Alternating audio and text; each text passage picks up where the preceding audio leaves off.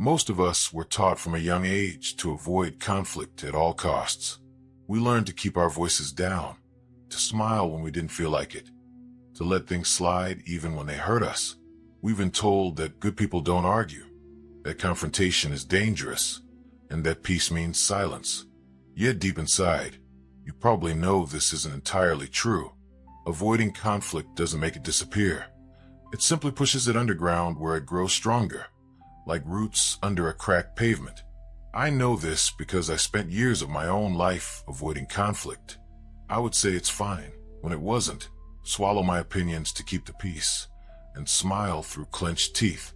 People around me assumed I was calm and easygoing. Inside, though, I was exhausted. My boundaries were unclear, my self-respect was shaky, and my relationships felt lopsided. The price of my fear of conflict was high. Resentment, anxiety, and an endless loop of replaying conversations in my head, thinking of all the things I wished I had said but didn't. If this sounds familiar, you're not alone. Fear of conflict is one of the most common invisible chains in modern life. But here's the good news. It's a learned habit, not a permanent part of your personality. And what's learned can be unlearned. When you stop being afraid of conflict, you don't become aggressive or rude. You become clearer, calmer, and more respected. You start to build relationships that are honest rather than polite facades. You begin to trust yourself. This book is about how to do that. It's about how to stop running from conflict and start handling it with courage, clarity, and even grace. Each chapter you're about to read is a practical step toward freedom. They're not complicated theories or abstract ideas. They're skills and mindsets you can practice in your daily life. By the end, you'll be able to walk into potentially tense situations without dread. You'll know how to speak your mind without being cruel, how to set boundaries without guilt, and how to stand your ground without losing your composure. Conflict, after all, isn't the enemy. It's a normal part of any relationship, personal or professional. When handled well, conflict can even deepen connection. Think of the people you respect the most. Chances are they're not the ones who always agree with everyone, but the ones who can stand up for themselves without crushing others. That's the skill set you're about to develop. I want you to know something before we begin. Being afraid of conflict doesn't make you weak. It means you've been conditioned by your family, your culture, maybe by past experiences, to believe that conflict equals danger. This conditioning runs deep, but it's not who you are at your core. In fact, by picking up this book, you've already taken the first courageous step, facing your fear. Over the next 10 chapters, you'll explore a series of practical ways to stop being afraid of conflict. You'll learn how to shift your mindset so you no longer see disagreement as disaster. You'll discover how to separate your self-worth from other people's reactions. You'll practice ways to stay calm when emotions run high, how to listen without losing yourself, and how to speak so you're truly heard. These are not tricks to win arguments, but tools to show up fully and authentically. As you read, you might feel challenged. Some chapters will nudge you to look at old habits that have kept you stuck. Others will ask you to experiment with new ways of thinking or speaking. That discomfort is a good sign. It means you're growing stronger, learning to tolerate the tension that once terrified you. Growth always feels a bit awkward at first. I'll share stories, some from my own life, some from people I've coached, so you can see these ideas in action. I'll also give you small, practical exercises you can do in real situations. You don't have to master everything at once. Change happens through small steps, practiced consistently. Even trying one new approach this week will start to shift your confidence. Imagine what your life could feel like if you weren't afraid of conflict. You'd speak your mind without rehearsing every word. You'd stop replaying conversations long after they're over. You'd feel lighter, more grounded, and more respected. Your relationships would be built on honesty, not fear. This is the vision that will guide you through the pages ahead. One last thing before we start. This book is not about turning you into someone you're not. You don't need to become loud, argumentative, or tough to handle conflict. You simply need to become more you, more honest, more present, more courageous. You already have the ability to do this. The following chapters will help you remember it and practice it. So take a deep breath. You've spent enough time shrinking from conflict. It's time to face it, not as an enemy, but as an opportunity for clarity, connection, and self-respect. Together we'll explore 10 ways to stop being afraid of conflict and start living with more freedom and strength than you thought possible. Way 1. Understand what conflict really is. When we hear the word conflict, most of us imagine raised voices, slammed doors, and broken relationships. We think of fights, arguments, and awkward silences. This mental picture is one of the main reasons conflict feels so frightening. We see it as an explosion waiting to happen. But that image isn't the whole truth. Conflict is simply a signal that two or more people have different needs, desires, or perspectives. That's all. It's not automatically violent or destructive. It's just a form of communication, one that can be handled badly or handled well. Think of it like fire. Fire can burn down a house, but it can also warm a room, cook food, or light a dark path. It depends on how you manage it. Conflict is similar. When you're afraid of it, you either run away from it or try to stamp it out quickly. But when you understand it, you can channel it into clarity, growth, and even deeper connection with others. One of the biggest steps in overcoming fear of conflict is reframing it in your mind. Instead of seeing it as a threat, start seeing it as information. It's your system's way of telling you something's off. Maybe a boundary has been crossed, a need isn't being met, or a misunderstanding has occurred. Without conflict, these things stay hidden, and relationships become dishonest or brittle. When conflict surfaces, it's an opportunity to address what's wrong and build something stronger. Let's make this concrete. Imagine you're working on a team project, and someone takes credit for your idea. If you're afraid of conflict, you might stay silent. You feel anger, but you swallow it thinking, I don't want to make a scene. The resentment builds, and the next time it happens, you feel even worse. Eventually, you avoid that person or start to disengage from the project altogether. On the surface, there's no conflict, but underneath, there's a huge one, eating away at your motivation and your sense of self-respect. Now imagine the same scenario, but you've reframed your view of conflict. Instead of seeing it as a fight, you see it as a necessary conversation. You might say, calmly but firmly, hey, I noticed my idea was presented as if it came from you. I want to make sure we're giving proper credit. Can we talk about this? The moment might feel tense, but it's clear, honest, and respectful. You've used conflict as a way to correct the situation rather than letting it fester. Understanding what conflict really is also helps you separate disagreement from rejection. Many people fear conflict because deep down they equate it with being unloved or abandoned. If you grew up in a home where disagreement meant punishment or cold withdrawal, your nervous system might interpret even mild tension as danger. But in healthy adult relationships, disagreement doesn't mean the other person hates you. It means you're both showing up honestly. In fact, a relationship without any visible conflict often isn't healthy. It may mean someone is suppressing their needs or voice. Here's a small exercise you can try. The next time you feel the urge to avoid a difficult conversation, pause and ask yourself, what information is this conflict showing me? Maybe it's telling you a boundary needs to be expressed. Maybe it's showing you where expectations aren't clear. Maybe it's revealing a value difference that needs discussion. This simple question helps you shift from fear to curiosity. Instead of bracing for a fight, you're investigating a problem. You can also practice neutral language in your own mind.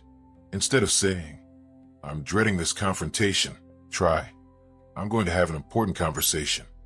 Instead of thinking, we're about to fight, try, we're about to clarify something. This small shift in wording helps your nervous system stay calmer. Language shapes perception, perception shapes reaction. Another key piece of understanding conflict is realizing that it's not all or nothing. People sometimes assume that if they speak up, things will spiral out of control. This belief leads to silence, but conflict can be expressed in degrees. It can start as a gentle clarification, a calm boundary, or a curious question. You don't have to be perfect at it. You just have to start somewhere. Here's an example from my own life. I used to fear conflict so much that I'd rehearse conversations for days in my head. By the time I finally spoke up, I was so anxious that my voice shook. Over time, I experimented with small, low-stakes conflicts, like telling a waiter my order was wrong, or asking a colleague to email me before using my materials. These were tiny steps, but each one built my confidence. I began to see conflict not as a cliff to jump off, but as a skill to practice. Understanding conflict also means recognizing your own triggers. Everyone has them. Maybe a certain tone of voice reminds you of being scolded as a child. Maybe being interrupted makes you feel invisible. These triggers can make conflict feel much scarier than it is. When you start to notice them, you can breathe through them. Remind yourself, I'm safe. This is just a conversation. And stay present rather than reacting from old fear. If you're worried that understanding conflict will make you more confrontational, don't be. The opposite usually happens. People who fear conflict either avoid it entirely or explode when they can't hold it in anymore. People who understand conflict tend to address it early and calmly, before it becomes a blow-up. They also tend to listen better because they're not in fight or flight mode. Think of someone you admire who handles tense situations gracefully. Watch how they stay calm, how they ask questions instead of making accusations, how they clarify rather than escalate. They're not fearless superheroes. They've simply learned to see conflict differently. That's the skill you're building here. This first way, understanding what conflict really is, lays the foundation for everything else in this book. Without it, you'll always be fighting your own mental image of conflict, not the reality. Once you see it as information, as an opportunity, you can start to approach it with curiosity rather than dread. That shift alone can reduce your fear by half. So as you move forward, start noticing how you think about conflict. Catch the images and words that come up in your mind. Challenge them. Replace fight with conversation. Enemy with partner. Attack with clarification. This doesn't mean conflict will become pleasant overnight. It means you're beginning to stand on solid ground instead of quicksand. When you understand what conflict really is, you take back your power. You stop treating it as a monster in the closet and start treating it as a message. And once you can see the message clearly, you're far more equipped to respond with calm, confidence, and authenticity. This is the first step to stop being afraid of conflict. Change the picture in your mind. When you do, you'll find the thing you've been running from isn't nearly as dangerous as it seemed. In fact, it might be the key to the honesty, respect, and freedom you've been craving all along. Way 2. Separate the person from the problem. One of the biggest reasons conflict feels so frightening is because we tend to blur two very different things: the person and the problem. When someone disagrees with us, we feel like they're rejecting us. When we point out a problem, we worry they'll take it as an attack. That overlap between issues and identity turns even small disagreements into emotional minefields. But the truth is, in most conflicts, the other person isn't your enemy, and you're not theirs. The real opponent is the problem you're both trying to solve, or the difference in needs you're both experiencing. When you can separate the person from the problem, you make conflict far less threatening and far more constructive. Think of a time you had a disagreement with someone you actually like and respect. Maybe it was a friend, a partner, or a coworker. During the conflict, did your mind immediately jump to labels like, they don't care about me, they're selfish, or I can't trust them? That's what our brains do when emotions are high. They personalize. But most of the time, the other person's behavior is about their own needs, fears, or misunderstandings, not about your worth. Separating the person from the problem starts with a simple but powerful mindset. We're on the same side, trying to address an issue. Even if the other person is angry or defensive, you can hold this stance internally. Instead of picturing them as an opponent across the table, imagine you're sitting next to them, looking together at the problem in the middle. This visualization alone can change your tone, your words, and your body language. Here's an example. Imagine you're sharing an apartment and your roommate keeps leaving dishes in the sink. You've been stewing about it for weeks, telling yourself, they're so disrespectful. They don't care about me. By the time you bring it up, you're ready to explode. But what if you separate the person from the problem? Instead of attacking their character, you're so lazy. You focus on the issue. The dishes are piling up and it's stressing me out. That shift turns a potential fight into a solvable problem. This approach also helps you express your needs without guilt. Many people avoid conflict because they don't want to hurt someone. But asking for what you need isn't an attack on the person. It's an attempt to fix a situation. When you frame it that way, you reduce both your fear and their defensiveness. A useful technique here is I language instead of you language. Instead of you never listen, try I feel unheard when I talk, and I'd like us to find a way to communicate better. Instead of you're selfish, try I feel overwhelmed when all the planning falls on me. This keeps the focus on the issue and your experience rather than labeling the other person. Separating person from problem doesn't mean excusing bad behavior. If someone truly mistreats you, you're allowed to name it and protect yourself. But even then, framing your response around the behavior rather than the person's identity helps you stay calm and clear. The way you spoke to me just now was disrespectful is more effective than you're a terrible person. The first invites accountability. The second invites a fight. This mindset also works on yourself. When you're in conflict, it's easy to feel like being challenged means you're bad or wrong. But just as you can separate others from the problem, you can separate yourself from it too. If someone says, I'm frustrated that you missed the deadline, it doesn't automatically mean you're a worthless employee. It means there's a problem to address. That distinction helps you stay grounded rather than defensive. Here's a small exercise to practice this skill. The next time you feel tension with someone, write down what's happening. In one column, write your judgments about the person. They're inconsiderate. They don't respect me. In another column, write the actual problem. They didn't respond to my email. They were late to the meeting. Then draw a line through the judgments. Focus only on the problem. Ask yourself, how would I address this if I believed they were basically good, but just acting from their own stress, needs, or misunderstandings? This mental shift alone can soften your fear. Another benefit of separating the person from the problem is that it frees you to listen. When you're busy defending yourself or attacking the other person, you can't really hear them. But when you focus on the issue, you can become curious. What's really going on for them? What need are they trying to meet? Sometimes conflict dissolves simply because someone feels heard. You don't have to agree with them to listen. This approach can even transform high-stakes conflicts. In workplaces, for example, negotiations often go off the rails when each side sees the other as the problem. But skilled negotiators know to dig beneath positions to interests, to ask, what's driving their stance? What are they trying to achieve?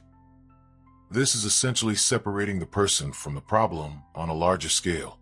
It leads to creative solutions instead of stalemates. One of my coaching clients once told me about a blow-up with her teenage son. He refused to do his chores. She felt disrespected, and they were both shouting by the end. When we unpacked it, she realized she had been thinking, he doesn't care about me. He's lazy. But his actual problem was that he felt overwhelmed with schoolwork and embarrassed to admit it. When she approached him later and said, I can see you're stressed. Let's figure out how to balance your chores and homework. The conflict melted. He still needed to do the chores, but now they were working together on the issue rather than fighting each other. Of course, separating the person from the problem doesn't guarantee the other person will do the same. They may still attack or blame, but you can control your own approach. By keeping the focus on the issue, you stay calmer and clearer, and often, your composure invites them to mirror it.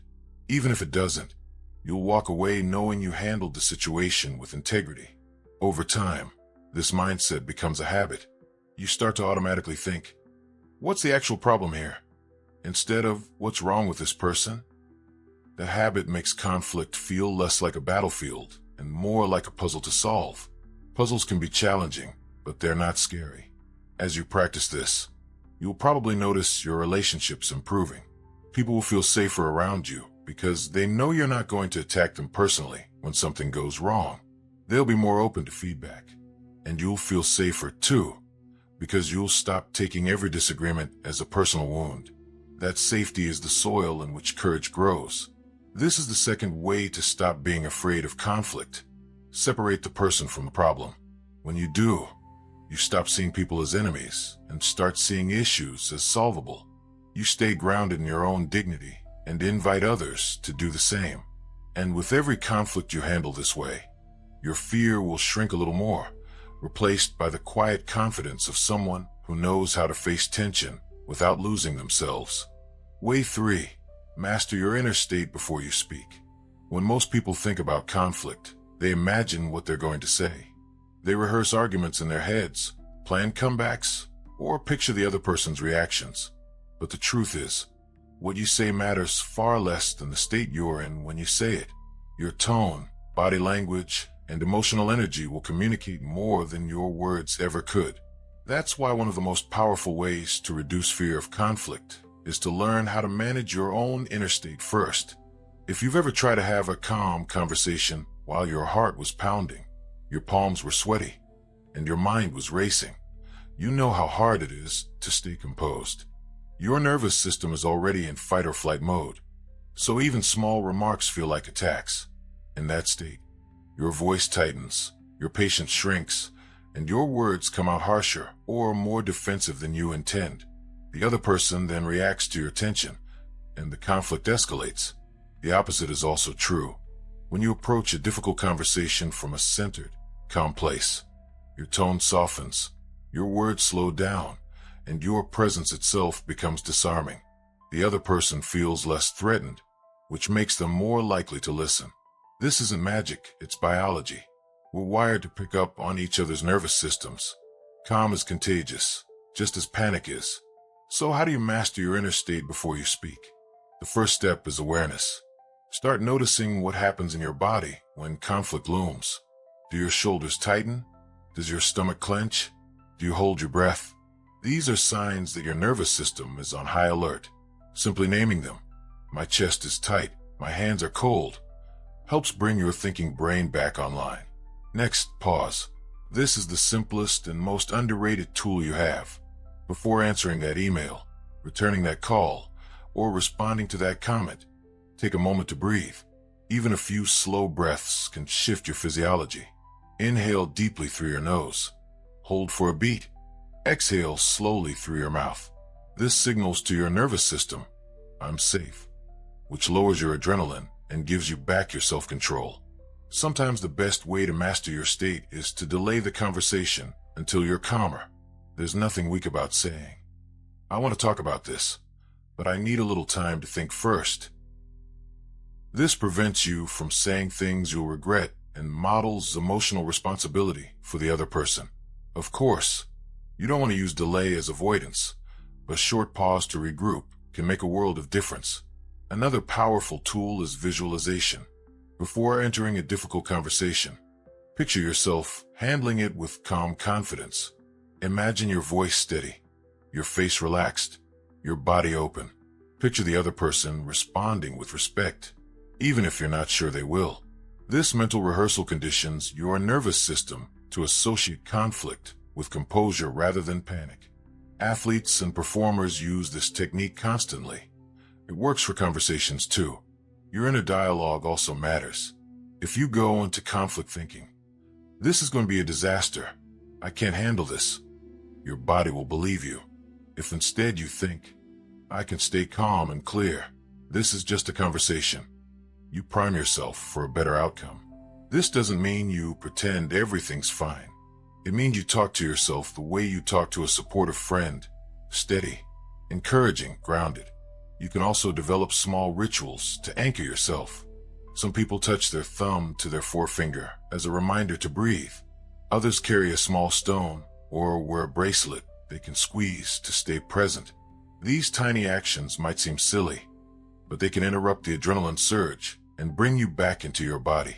Practicing calm and low-stakes situations builds your capacity for high-stakes ones. Speak up gently when your coffee order is wrong. Ask for clarification when someone interrupts you in a meeting. Each time you do, focus less on the words and more on your state. relaxed shoulders, steady breath, clear voice. Over time, your nervous system learns conflict doesn't equal danger, and your fear diminishes. It also helps to prepare for the worst, not by catastrophizing, but by neutralizing it. Ask yourself, what's the worst realistic thing that could happen if I have this conversation? Often the answer is simply, they might be upset for a while, or they might not agree. Naming the worst removes its power. Your mind stops treating the conversation like a life or death event. When you master your inner state, you also gain a new kind of courage. You realize you don't have to control the other person or the outcome. You only have to control yourself. That's liberating. It means you can handle conflict even when the other person is angry, defensive, or unpredictable. Your calm becomes your anchor. I once worked with a client who dreaded giving feedback to her team. Every time she had to correct someone, her throat tightened, her face flushed, and she stumbled over her words. We focused not on scripts, but on her state. Before each conversation, she'd take 3 deep breaths, roll her shoulders back, and silently tell herself, I'm calm, clear, and kind. Within a few weeks, she noticed a dramatic change, not only in herself, but in her team's reactions. Her feedback landed better because her energy was steady. This isn't about suppressing your emotions. It's about creating enough inner space to choose your response rather than react automatically. Sometimes, after centering yourself, you may still speak firmly or even show anger. That's okay. Authentic emotion expressed from a grounded place is powerful and often necessary. The difference is that it's deliberate, not explosive. Mastering your inner state also protects you from manipulation. People who fear conflict are often swayed by the other person's emotions. If someone cries, yells, or guilt trips them, they back down. But when you're centered, you can feel empathy without losing your own stance. You can say, I understand you're upset, and we still need to address this, instead of retreating. That's real strength. Finally, remember that calm is a practice, not a personality trait. You're not bad at conflict because you get nervous. Your nervous system is simply doing what it was trained to do. Each time you prepare, pause, breathe, and center yourself, you're retraining it. Over time, your baseline changes. What once sent you into panic will barely ruffle you. This is the third way to stop being afraid of conflict. Master your inner state before you speak. Don't just focus on what to say, focus on how to be. When you walk into a difficult conversation grounded, you give yourself the best chance of being heard and the best chance of hearing others. You become the calm in the storm, and in that calm, your fear of conflict starts to fade, replaced by the quiet confidence of someone who can handle tension without losing themselves. Way 4. Redefine your boundaries as acts of respect.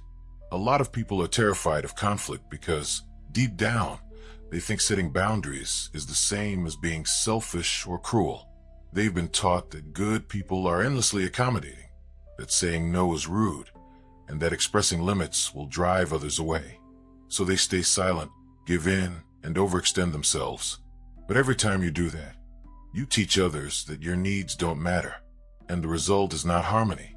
It's quiet resentment. The truth is, boundaries are not walls you build to keep people out. They're lines you draw to define where you end and another person begins. Healthy boundaries are actually acts of respect, both for you and for the other person. They let people know how to treat you, what you can give, and what you can't. Without them, relationships become vague and brittle, full of hidden expectations and unspoken anger. With them, relationships become clearer and more honest. If you've been afraid of conflict, chances are you've also been afraid of boundaries.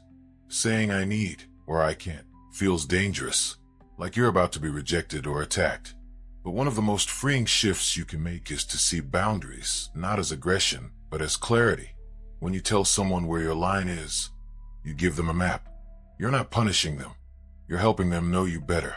Here's an example. Imagine a friend always calls you late at night to vent. You pick up even though you're exhausted because you don't want to upset them. Over time, you start dreading their calls and feeling resentful. One night you snap and say something you regret. This is what happens when you avoid setting boundaries. Conflict doesn't disappear. It just shows up later, Messier. Now imagine you handle it differently. You say, I care about you and I want to be there for you, but I need to be asleep by 11. Can we talk earlier in the evening instead? This is a boundary framed as respect. You're still offering support, but you're being clear about your limit. At first it might feel scary, but notice how it actually prevents a bigger blow-up later. This is how boundaries reduce your fear of conflict. When you get used to stating your limits calmly and early, you stop waiting for things to explode. You also stop rehearsing angry speeches in your head because you're addressing issues as they arise. Conflict becomes smaller, more manageable, and less personal. Another common fear is that setting boundaries will make people dislike you. In reality, the opposite is often true. Most people appreciate clarity. They may not always get what they want, but they know where they stand. Think about your own experience. Isn't it easier to deal with someone who's direct about their availability or preferences than someone who says yes, but secretly resents it? If you're new to boundaries, start small. Practice on low-stakes situations. If a cashier hands you the wrong change, politely point it out. If a friend asks for something you can't give, say, I'm not able to do that right now. Notice your body's reaction, the guilt, the tension, and breathe through it. You're teaching your nervous system that stating a limit doesn't cause catastrophe. It also helps to use language that emphasizes both care and clarity. You can pair no with appreciation. Thanks for thinking of me, but I can't this time. Or frame a boundary as a positive. I'm available until 5 p.m. if you'd like to talk. This isn't about sugarcoating. It's about showing the other person that your limit is about your capacity, not their worth. Some people will still push back. That's okay. Boundaries are not about controlling others. They're about stating your truth. If someone reacts badly, that reaction is information. It tells you about their expectations, not about your right to have limits. Standing your ground kindly, but firmly is a skill that grows with practice. This approach also works internally. Set boundaries with yourself around rumination. If you catch yourself replaying a conflict over and over, gently tell yourself, I've thought about this enough for today. I'll revisit it tomorrow. Self-boundaries like this keep your mind from spiraling and give you space to recharge. One client I worked with used to dread telling her boss she couldn't take on more work. She'd say yes to everything, then stay up late finishing tasks, simmering with resentment. We practiced boundary language together. The next time her boss piled on extra assignments, she said calmly, I can complete either Project A or Project B by Friday, but not both, which is the priority. To her surprise, her boss simply chose one. No blow-up, no punishment, just clarity.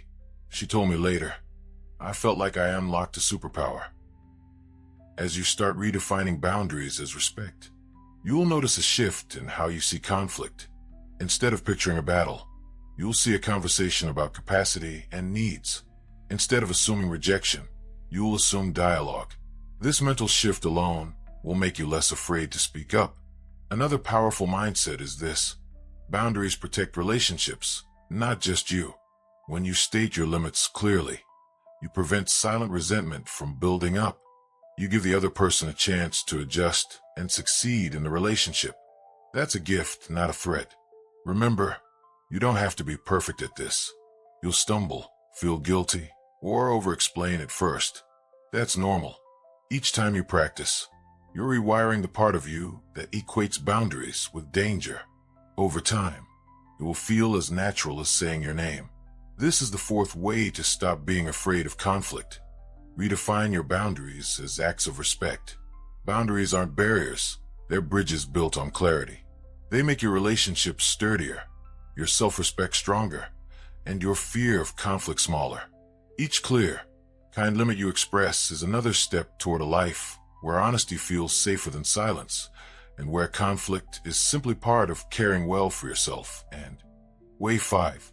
Learning to say no without guilt. One of the most common fears about conflict arises from the simple act of saying no. Many people agree to things they don't want, take on responsibilities they can't handle, or go along with plans they dislike. all to avoid potential disagreement. But constantly saying yes at your own expense builds resentment, drains your energy, and ironically, makes future conflicts even more likely. Learning to say no without guilt is one of the most liberating steps you can take toward becoming truly unafraid of conflict.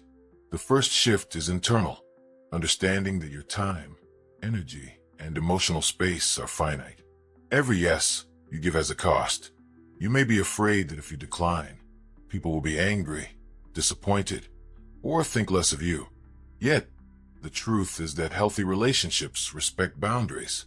By saying no clearly and calmly, you are not being rude.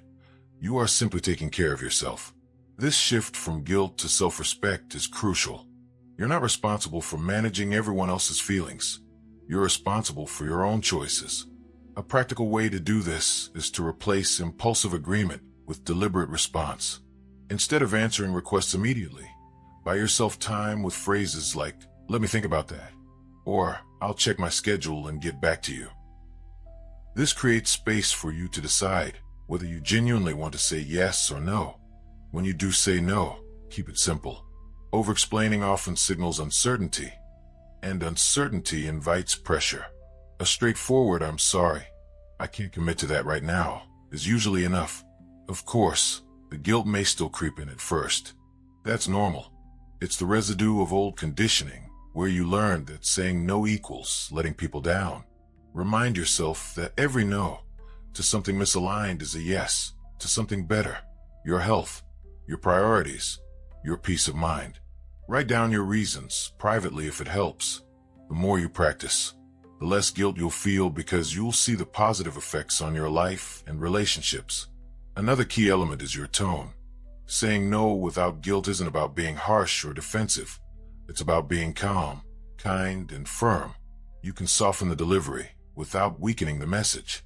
For example, "Thank you for thinking of me, but I'm not able to do that," shows appreciation while still setting a boundary. Tone matters because it communicates confidence.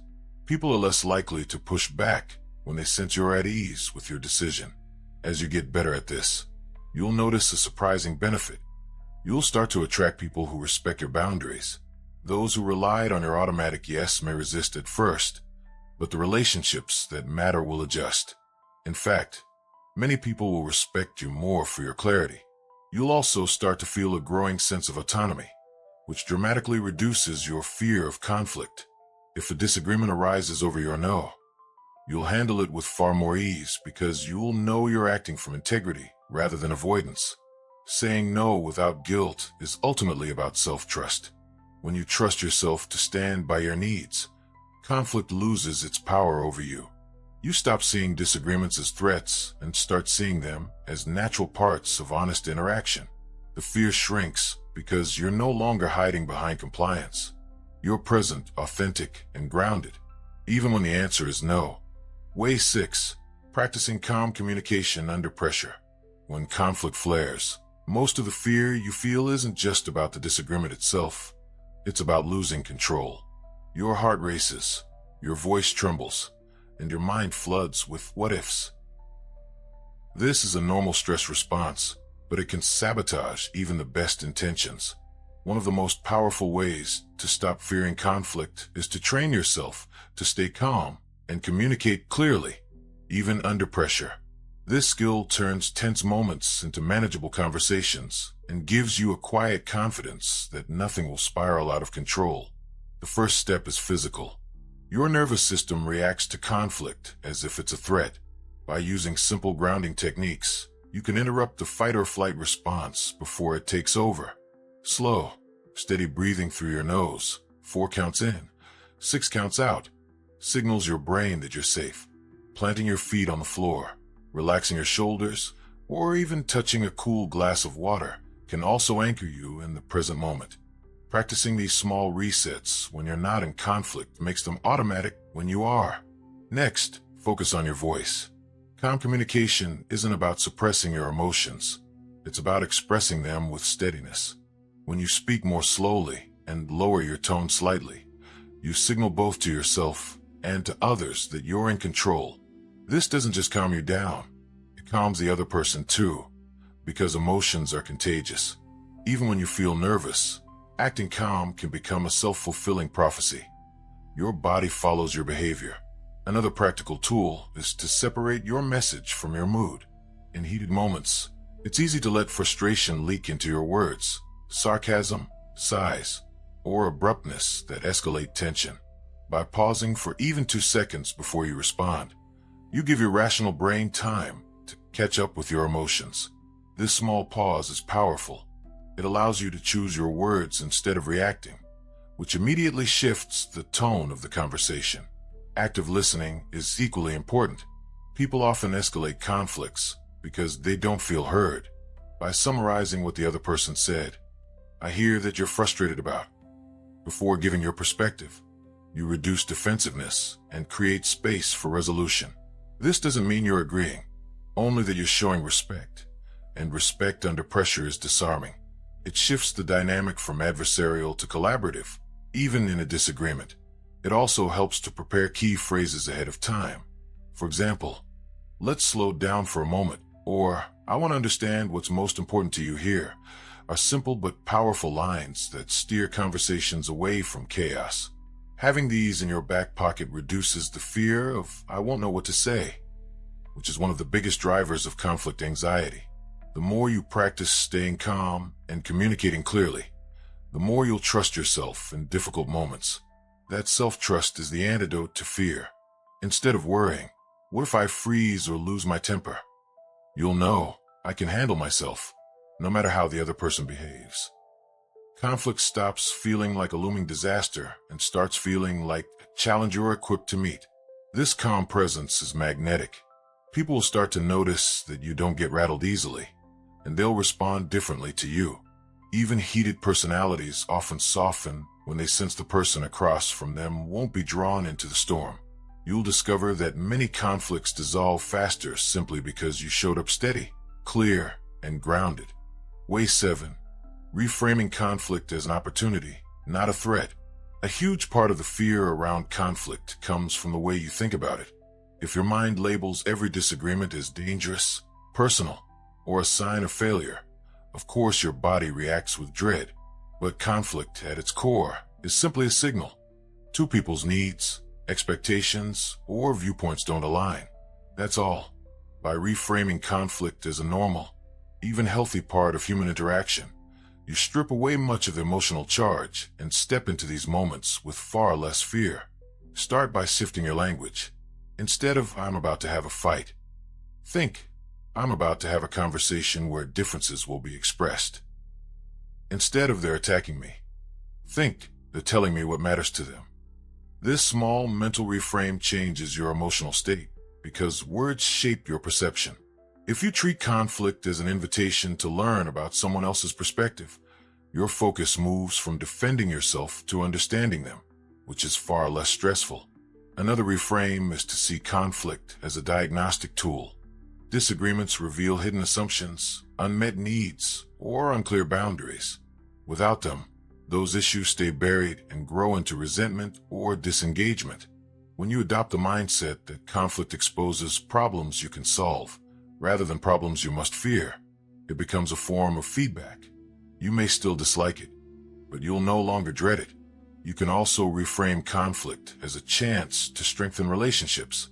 Think about the people you're closest to. At some point, you've disagreed with them, maybe even argued. But working through those moments honestly often deepens trust. When handled well, conflict shows that a relationship can withstand tension and still hold. This is especially true in workplaces. Colleagues who can navigate disagreements constructively are more likely to respect each other and collaborate effectively long-term. Practically, you can rehearse these reframes before difficult conversations. Write down the threat thoughts you typically have. "They're going to hate me. This is going to explode. I'm bad at conflict." And next to each one, write a neutral or positive alternative. "This is a chance to clarify expectations. I can stay calm and curious. Conflict is a skill I'm learning." Reading these to yourself before entering a situation can completely change your emotional posture. Finally, reframe your own role. Instead of picturing yourself as a victim or a combatant, imagine you're a facilitator. You're there to explore differences, seek understanding, and find common ground, not to win or lose. This mental image is empowering. It takes you out of reactive mode and places you in a proactive, purposeful stance. Even if the other person stays angry, you'll feel less rattled because you're anchored in a constructive role. When you practice reframing consistently, you'll notice something remarkable. The anticipation of conflict becomes less scary than the conflict itself. The what-if stories in your head shrink because you're interpreting the situation differently from the start. Over time, this shift rewires your emotional response. Disagreement stops feeling like a threat to your identity and starts feeling like an ordinary, manageable part of life. Wade, building confidence through small, low-risk conflicts. One of the reasons conflict feels so terrifying is that most of us avoid it until it's unavoidable. Then, when it finally happens, it's big, messy, and emotionally charged. That reinforces the belief that conflict is always dramatic and painful. A more empowering approach is to treat conflict as a skill you can practice, starting small. By handling minor disagreements and low-stakes confrontations, you train your nervous system and your communication muscles to handle larger ones without fear. The easiest place to begin is with everyday preferences. Instead of automatically saying whatever you want to friends, family, or colleagues, practice expressing your honest choice. If someone asks, "Where should we eat?" don't default to "I don't mind." Say, "I'd actually like sushi tonight," or "I'm in the mood for Italian." It may feel trivial, but each time you voice a preference without apology, you're sending yourself a message. It's safe to take up space. Another arena for practice is low-risk customer interactions. If a coffee order is wrong, politely point it out. If a store overcharges you, calmly ask for a correction. These micro-moments help you experience pushback or correction in a controlled, non-threatening environment. Over time, you stop seeing any disagreement as catastrophic because you've gathered evidence that it often resolves smoothly. You can also rehearse hypothetical conflicts. Write down a situation you dread, like giving someone negative feedback or declining a request, and script out what you'd say. Practice it aloud in front of a mirror or with a trusted friend. Role-playing these conversations takes some of the mystery out of them. The more familiar your brain becomes with the idea of speaking up, the less adrenaline will surge when the real moment arrives. It's also important to celebrate small wins. After each time you express a boundary or handle a minor disagreement, pause and notice how you feel. Maybe your heart still pounds a little, but you survived. Maybe the other person reacted better than you expected. These positive reference points accumulate and gradually replace the old narrative that conflict equals disaster with a new one. Conflict equals doable. Be patient with yourself as you practice. Just like any skill, playing an instrument, learning a sport, your confidence grows with repetition and incremental challenge. Don't jump straight into the most emotionally loaded confrontation in your life. Start with something easy, then gradually move up. Each successful experience builds self-trust, and self-trust is the antidote to fear. Eventually, you'll notice a profound shift. Instead of dreading conflict, you'll approach it with curiosity. You'll know you can stay calm, speak clearly, and hold your ground even when things get tense, because you've done it before, many times, in smaller settings. By building your tolerance and skill through low-risk conflicts, you turn a once terrifying experience into just another part of everyday communication. Way 9. Embracing emotional honesty without over-explaining. A major source of fear in conflict comes from the worry that expressing your true feelings will lead to rejection, escalation, or judgment. Many people over-explain themselves in an attempt to avoid this, thinking that if they justify every feeling and action, the other person won't get upset. The problem is, over-explaining often fuels tension rather than diffuses it. Learning to embrace emotional honesty, stating what you feel and need clearly, without over-justifying, is a powerful way to reduce fear of conflict.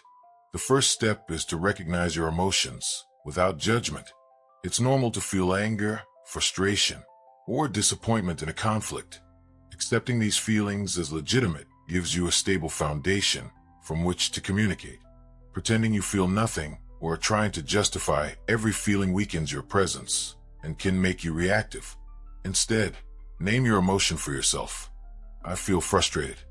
I feel unheard. I feel concerned. This practice alone reduces the intensity of the emotional charge because naming it engages your rational brain. Next, pair your emotional honesty with concise, direct communication.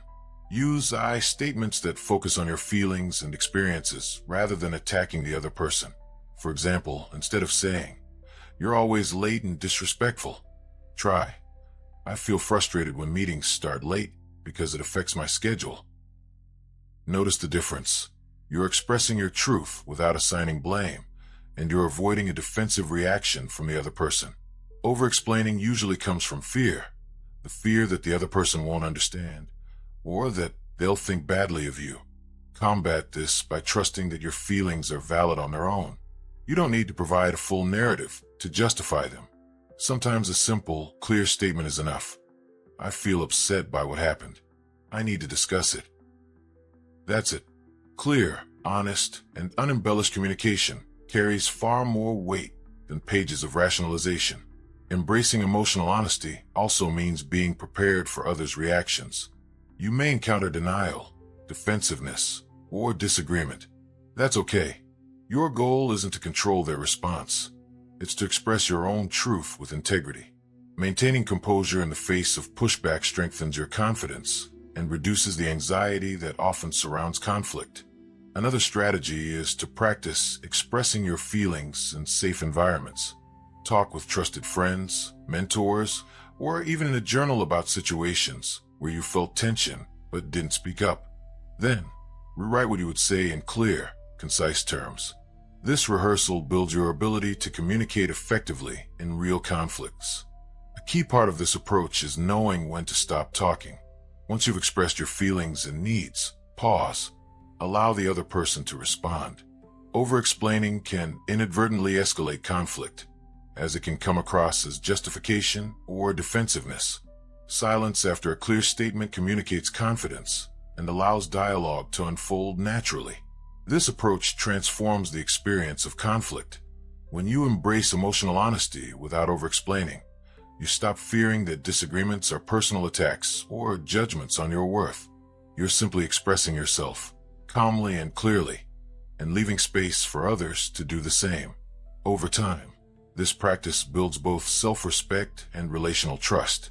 People learn to hear you, not because you explain every detail, but because you speak with clarity, confidence, and authenticity. Way 10. Viewing conflict as a path to growth. The final way to stop fearing conflict is to see it not as something to avoid, but as an opportunity for personal growth. This mindset transforms your relationship with disagreement, turning it from a threat into a teacher. Every conflict, no matter how small or challenging, offers lessons about yourself, about others, and about how relationships work. When you adopt this perspective, fear begins to dissolve because conflict becomes meaningful rather than dangerous. The first step is reflection. After any disagreement, take a few moments to consider what you learned. Did the conflict reveal something about your own triggers or patterns? Did it show that your boundaries needed clarification? Did it teach you a new way to communicate? Viewing conflict through this lens shifts your focus from blame or fear to insight and growth. Each difficult conversation becomes data for improving yourself and your interactions. Next, focus on skill development. Conflict is a laboratory for communication, emotional intelligence, and negotiation. Every time you handle a disagreement effectively, you reinforce your ability to remain calm, speak clearly, and listen actively. Over time, you accumulate a toolkit of strategies you can rely on. Your confidence grows not from the absence of conflict, but from knowing that you can navigate it successfully. Another growth-oriented mindset is curiosity. Instead of assuming you already know the other person's motives or reactions, approach conflict with the question, "What can I learn here?" Maybe they have a perspective you hadn't considered, or perhaps they're expressing a need in a way that challenges your assumptions. Curiosity shifts your stance from defensive to inquisitive, making the situation less threatening and more engaging. It also helps to adopt a long-term view of relationships. Conflicts are inevitable, but they don't define a relationship unless you let them. People who endure disagreements and work through them often have stronger, more resilient connections. By embracing conflict as part of this process, you reduce the fear associated with it and instead see it as a natural, even necessary, part of relational growth. Practical steps include setting intentions before entering potentially tense conversations.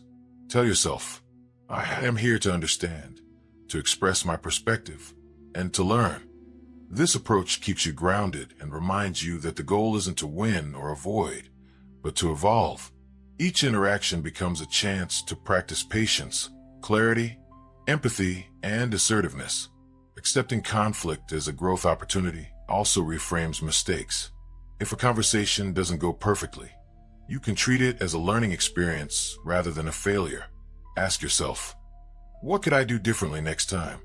This prevents fear from building up and encourages continual improvement. Over time, you'll notice that your tolerance for conflict increases naturally as your skills and understanding deepen. Finally, celebrate your progress. Recognize each moment you spoke up, expressed a boundary, or navigated tension calmly as a victory. These small wins accumulate, reinforcing the belief that conflict is manageable and valuable. The more you practice this perspective, the more you'll internalize it. Fear loses its grip when you view conflict as a stepping stone rather than a stumbling block. This is the 10th way to stop being afraid of conflict. View it as a path to growth. Conflict, approached with curiosity, intention, and reflection, becomes a mirror and a teacher. It shows you where you can improve, challenges you to communicate with clarity, and strengthens your relationships. When you embrace this mindset, the fear that once paralyzed you fades, leaving courage, insight, and resilience in its place.